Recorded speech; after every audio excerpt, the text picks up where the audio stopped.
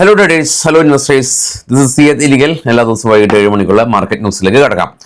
ഈ 25,000 എന്ന് പറയുന്ന റേഞ്ച് ഒരു ബാലികേറമലയായിട്ട് ഇപ്പോൾ മാർക്കറ്റിൽ നിലനിൽക്കുകയാണ്.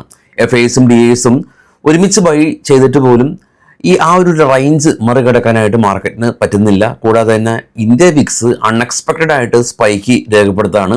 ഇന്നലെ ഗ്ലോബൽ മാർക്കറ്റ് പോസിറ്റീവായിരുന്നു, ഇന്ത്യ വിക്സ് സ്പൈക്ക് ചെയ്തു. ഇന്നും അൺഎക്സ്പെക്റ്റഡ് ആയിട്ട് ഇന്ത്യ വിക്സ് സ്പൈക്ക് ചെയ്തിട്ടുണ്ട്. എന്നാൽ ഇന്ന് പക്ഷേ ഗ്ലോബൽ മാർക്കറ്റിൽ സ്ലൈറ്റ്ലി നെഗറ്റീവ് സെൻറ്റിമെൻറ്റ്സ് ആണ് ഉള്ളത്. അപ്പോൾ 25,000 ഒരു നല്ലൊരു റെസിസ്റ്റൻസ് ആയിട്ട് ആക്ട് ചെയ്യുകയാണ്. ഈ ഒരാഴ്ചയിൽ തന്നെ നമ്മൾ ഓപ്പൺ ഇൻട്രസ്റ്റുകളെല്ലാം തന്നെ ഡിസ്കസ് ചെയ്തിരുന്നു. ആ ഒരു സമയത്ത് നമ്മൾ 25,000 ഒരു മേജർ റെസിസ്റ്റൻസ് സോണായിട്ട് ഐഡൻറ്റിഫൈ ചെയ്ത ഒരു കാര്യം തന്നെയാണ്.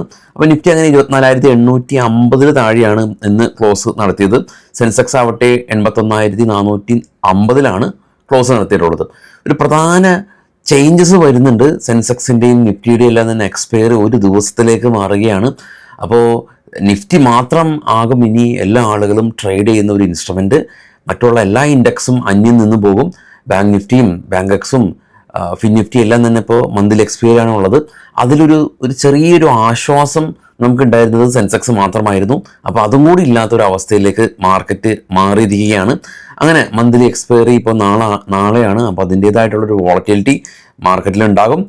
ഇന്ന് നിഫ്റ്റി ബാങ്ക് ഗ്രീനിൽ ക്ലോസ് ചെയ്യാനായിട്ട് സാധിച്ചിട്ടുണ്ട്. അതുമാത്രമാണ് ഇന്ന് അൺയൂഷ്വലായിട്ട് കണ്ട ഒരു കാര്യം.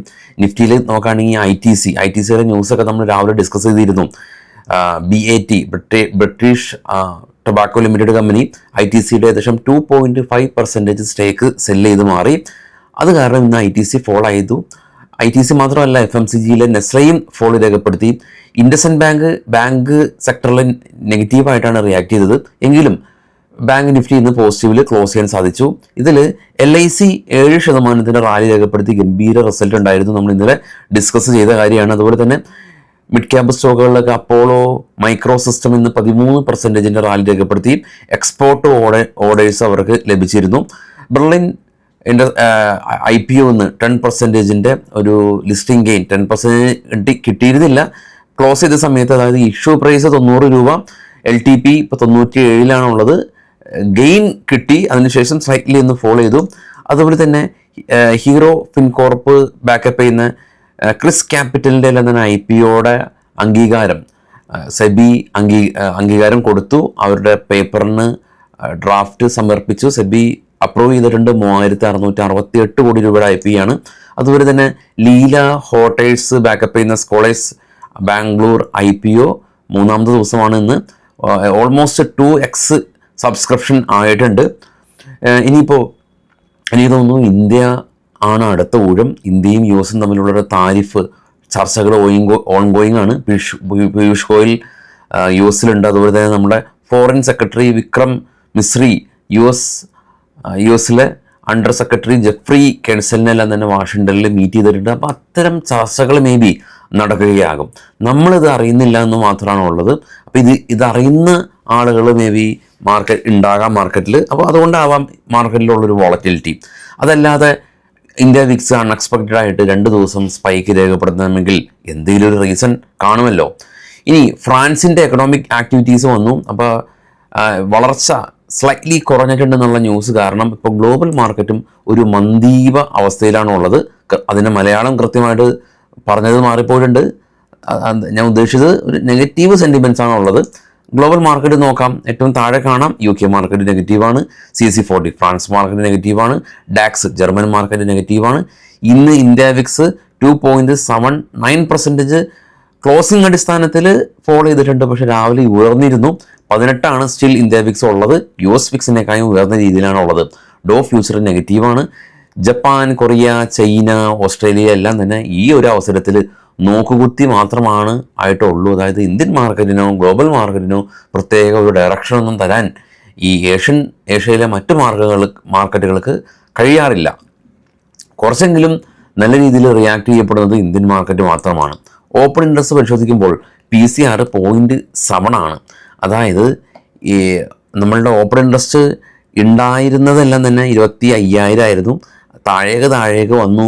ഇപ്പോൾ ഓപ്പൺ ഇൻട്രസ്റ്റുകളെല്ലാം തന്നെ മേജർ റെസിസ്റ്റൻസ് സോണുകളുള്ളത് 84,800, 850, 900 ആ റേഞ്ചുകളിലാണ്. കൂടുതൽ കോള് റേറ്റിംഗ് ഉള്ളതുകൊണ്ടാണ് PCR 0.7 ആയിരിക്കുന്നത്.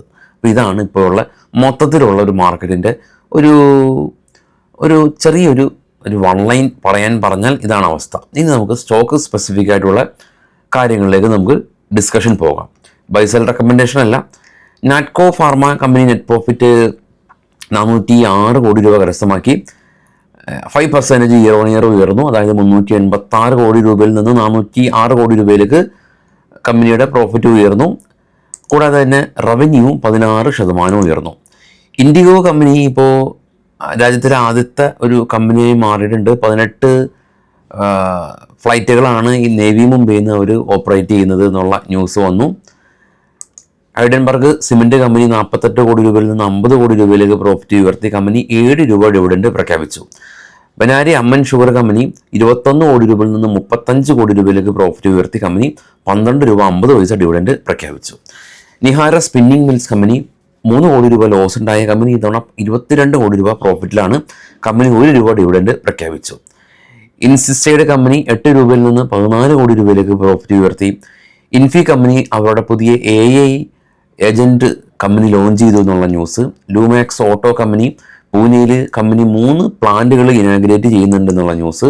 ഫിനോലെക്സ് കേബിൾ കമ്പനി 146 കോടി രൂപയിൽ നിന്ന് 156 കോടി രൂപയിലേക്ക് പ്രോഫിറ്റ് ഉയർത്തി. കമ്പനി 8 രൂപ ഡിവിഡൻഡ് പ്രഖ്യാപിച്ചു.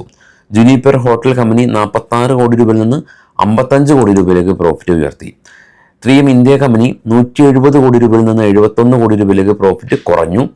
3M ഇന്ത്യ കമ്പനി 695 രൂപ ഡിവിഡൻഡ് പ്രഖ്യാപിച്ചിട്ടുണ്ട്.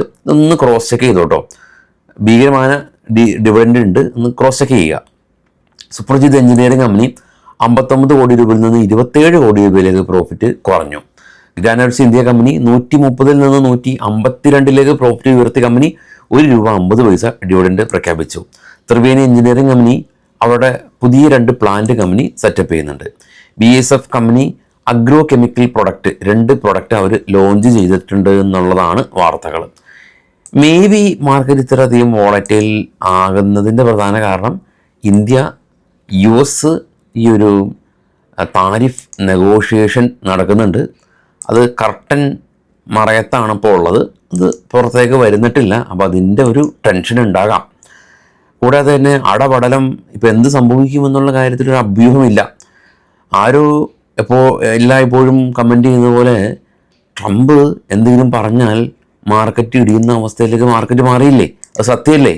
ഒരു പരിധി നോക്കുകയാണെങ്കിൽ നിഫ്റ്റി എല്ലാം തന്നെ 900 പോയിന്റ് ഗ്യാപ്പ് ഡൗണിൽ ഓപ്പൺ ചെയ്തില്ലേ?